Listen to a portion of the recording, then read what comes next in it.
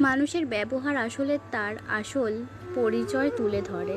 ভালো সময়ে সবাই কাছাকাছি থাকে, কিন্তু কঠিন সময়ে কারা পাশে থাকে সেটাই আসল পরীক্ষা।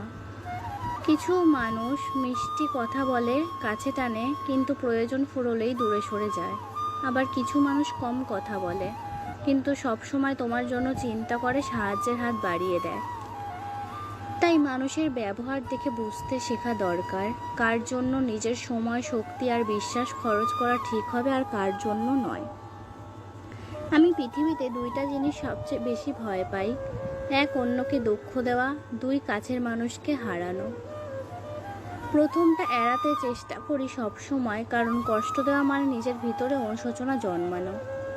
দ্বিতীয়টা এড়ানো যায়, তবুও প্রতিবার মনে হয় যদি একটু বেশি সময় কাছে রাখা যেত। ভালোবাসার মাপকাঠি কারোর হাতে নেই। কারোর কাছে সেটা সময়, কারোর কাছে সেটা উপহার, আবার কারোর কাছে শুধু উপস্থিতি। কেউ ভাবে প্রতিদিন খোঁজ নেওয়া মানেই ভালোবাসা, আবার কেউ ভাবে প্রয়োজনের সময় পাশে দাঁড়ানোই আসল। কেউ নিঃশ্বাসের মতো আপনাকে চাইবে, আবার কেউ আপনাকে রাখবে সোনার খাঁচায়, কিন্তু উঠতে দেবে না। আসলে ভালোবাসার মাপকাঠি হয় না। যার কাছে আপনি মূল্যবান সে আপনাকে হারানোর ভয় পায়, আর যার কাছে আপনি বোঝা সে আপনাকে